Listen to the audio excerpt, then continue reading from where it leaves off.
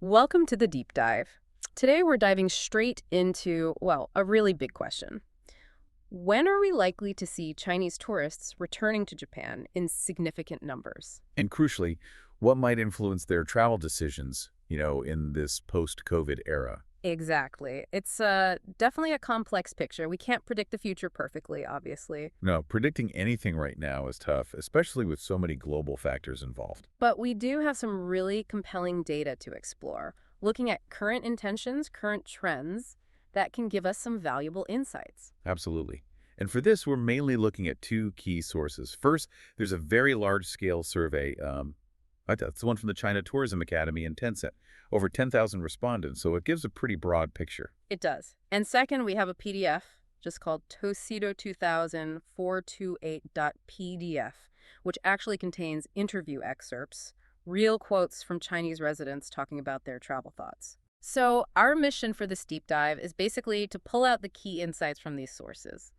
We want to understand the potential timeline, yes, but also how preferences might be changing for Chinese travelers thinking about Japan. Let's get into it then. Okay, so first off, that China Tourism Academy survey, one of the first things that jumps out is how people felt right after the pandemic seemed to ease up a bit in China. There was this real pent-up demand, wasn't there? Oh, definitely. The survey showed over 70% intended to travel once things improved. That's a huge number. 70%, wow. Yeah, indicating a really strong desire to get moving again. And interestingly, over 30% weren't just thinking about it, they were actually making concrete plans already. But as you might guess, that initial wave of enthusiasm, it was mostly pointed inwards, right? Towards domestic travel. Exactly right. The immediate focus was rediscovering their own country after all the restrictions. That makes sense. And the report didn't just rely on what people said. It looked at online behavior, too, search data. And that's where it gets really interesting. It does. There was this significant surge in searches for travel information. More than usual. Get this, after the peak searches about COVID itself died down, the travel searches actually shot past the levels you normally see before the Spring Festival travel rush. Which is usually a peak planning time. Precisely. So that underlying desire, that interest in travel, it's incredibly strong, maybe even stronger than before in some ways. And it wasn't just about maybe taking one trip. The survey suggested people expected to travel more often overall. Yes, that's another key finding. Across all types of travel, local, provincial, interprovincial, even trips to Hong Kong, Macau, Taiwan, people expected to increase their frequency compared to 2019. Okay, but what about international? That's the big one for destinations like Japan. That saw an increase too, which is quite striking given the circumstances when the survey was done. The average intended trips went from 0.3 in 2019 up to 0.5 for the next year. Now, 0.3 to 0.5, that might sound small. It does, until you scale it up. Considering China's population, that 0.5 trips figure, it potentially represents something like 700 million people thinking about international travel. Wow. 700 million. That really puts the potential market size into perspective. It absolutely does. The scale is huge. So clearly the desire is there, but obviously people weren't all just booking flights immediately. What were the main breaks? What was holding them back, especially from international trips? Well, the survey highlighted a few key things. The usual suspects were there, lack of time, lack of money. That probably reflects the economic hit many took. Sure, that's understandable. But significantly, concerns about health risks and just general uncertainty making planning difficult were also major factors. And that point about health risks, it seems really important that this concern lingered even after the initial outbreak in China had subsided. Exactly. It shows a lasting caution. People needed, and likely still need, real reassurance. Which leads directly to another point from the sources, the need for very visible safety measures. Yes, this came through strongly. Destinations need to clearly show what they're doing. We're talking temperature checks, social distancing markers, those acrylic screens we see everywhere now. But it's not just about having them. The communication is vital, isn't it? Absolutely crucial. Just saying it's safe isn't enough. The sources stress using photos, using videos to show these measures in action. People trust what they can see. That makes total sense. Seeing is believing, essentially. Pretty much. Verbal assurances just don't carry the same weight in this context. Okay, so beyond the general environment, what specific travel risks were top of mind for people? The main worries were crowding, especially in popular tourist spots, concerns about general hygiene standards, and also the risk of attractions or facilities suddenly closing. And it's interesting, Japan's pre-pandemic appeal for Chinese tourists wasn't just temples and shopping. That reputation for safety and cleanliness was already a huge factor. That's a really critical advantage for Japan. That existing reputation is strong. But these heightened concerns mean Japan can't just rest on its laurels. It needs to actively reinforce that image now. So things like managing crowds become even more critical. Pre-booking comes up here. Yes, pre-booking helps manage flow, but it has its own challenges for international visitors, doesn't it? Yeah, I was thinking that if you're an independent traveler navigating multiple booking systems in another language, that could be a real barrier. It might limit spontaneity. It definitely could. The sources actually suggest a need for more coordinated help here. Maybe hotels or travel agents could assist travelers with pre-booking things based on their interests, perhaps communicating via email beforehand. Like a concierge service Right. almost, but focus on navigating these new requirements. Sort of, yeah, making it easier for the tourist. So the logistics are one thing, but the actual reasons for choosing a destination, the criteria, those seem to have shifted too. Safety and hygiene were always important, but what else gained ground? We saw a really significant jump in the importance people placed on emergency medical systems, also travel insurance, and clear refund policies. Ah, the safety net aspect. Exactly. It reflects a much higher awareness of potential problems getting sick, plans changing suddenly, and wanting that security and flexibility. And within those categories, there are specific angles for Chinese travelers, right? Like worrying about language barriers if they need medical help, or understanding how insurance actually works abroad. Precisely. And also the fear of getting stuck somewhere due to quarantine rules changing back home or at the destination. So destinations need to be really proactive in communicating about those specific issues. Yes. And again, visuals help. Showing how insurance claims work, explaining medical support options clearly, it builds confidence. It's about anticipating those specific anxieties. Okay, let's shift focus slightly. What about what people want to actually do on their trips? Did the research show any changes in preferred activities? It did. The interest in getting close to nature remained very strong. That's perhaps not surprising. Open spaces, less crowding. Right. But we also saw more interest in experiencing history and culture, relaxing, and, quite notably, interacting with locals. Interacting with locals, that feels like a move towards more authentic experiences. It really does. Maybe a reaction against feeling isolated, wanting more connection. It seems to accelerate a trend away from just fixed-point stays in big cities or resorts. Toward more regional exploration. Exactly, more regional tours. Which, of course, brings us back to infrastructure.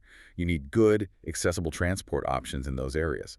Rental cars, bikes, maybe ride-hailing, on-demand buses. Makes sense.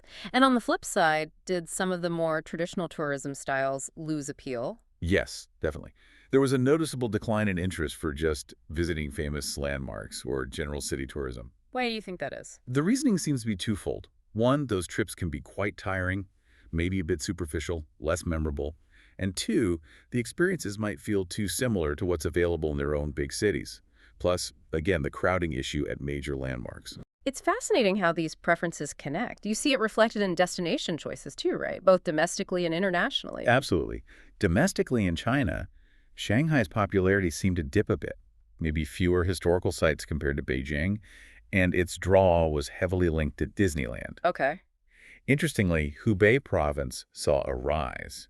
Likely, a desire to support the region hit hardest initially. A sort of solidarity tourism. Perhaps. Right. And that preference shift is really clear with the Great Wall example. Less interest in the main tourist sections, more interest in the unrestored ancient Great Wall sections, less crowded, more authentic. That's a very specific indicator. What about internationally? Well, initially the survey showed bumps for places like Russia, Switzerland, Iceland, Pakistan, places perceived perhaps as having lower infection rates early on or strong natural cultural appeal. And South Korea? South Korea saw a big drop.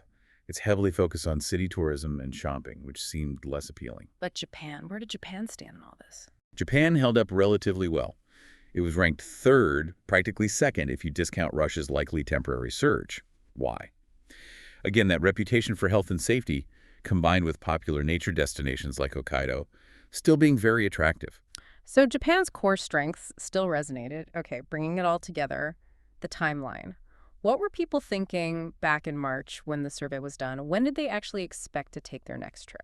The most common answer was 3 to 6 months out from March. So looking towards the summer, early autumn of that year. Exactly. And one period stood out as particularly crucial, the October 1st National Day holiday.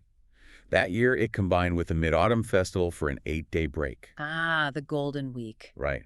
It seemed many people were picturing maybe shorter domestic trips over the summer and then using that long October holiday for longer distance travel, potentially overseas. So that National Day holiday period, that could have been, or maybe still is in future years, a really key moment, a potential indicator for when Chinese inbound travel to Japan might really pick up speed. That's certainly the implication from the data.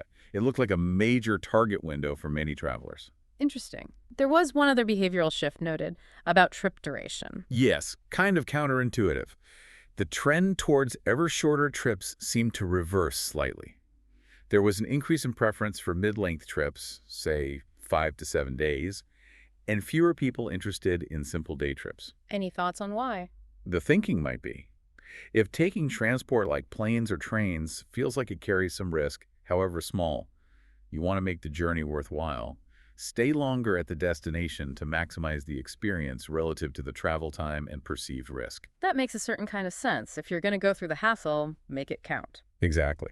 Okay, so if we try to sum up the overall feeling from these sources, despite all the caveats about surveys and predicting the future, there's a clear, strong underlying wish to travel among Chinese citizens. Unmistakably, the demand is there, bubbling under the surface. And for Japan specifically, the message seems to be that its core strengths, safety, hygiene, are still incredibly relevant, maybe even more so now, especially for families. So what does this mean practically for Japan's tourism sector? What are the actionable takeaways here? Well, the best-case scenario back then looked like maybe an easing of restrictions by summer. That would allow early visitors, particularly influencers, to get back, experience Japan's safety measures firsthand, and share those positive stories. So that proactive communication is key. Absolutely. Telling people before summer about the specific safety protocols, the help available for booking things for local transport, that would be crucial, laying the groundwork. But we have to be realistic, too. The global situation plays a huge role. Of course.